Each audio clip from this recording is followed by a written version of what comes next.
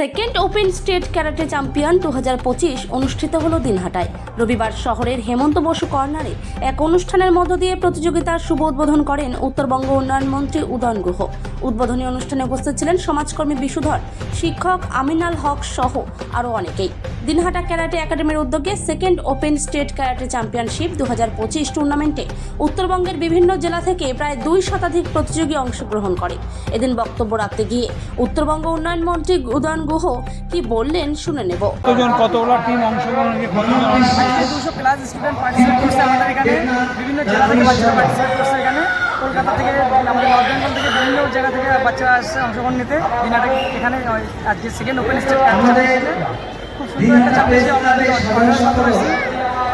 তাদের উদ্যোগে হচ্ছে। দিনহাটা সাউথিয়া মার্শাল আর্ট অর্গানাইজেশন এবং দিনহাটা ক্যারাটে একাডেমি।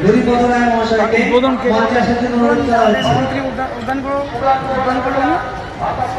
কি নাম আমি sensei Mintu Barman, tournament organiser, Dinhata karate academy coach.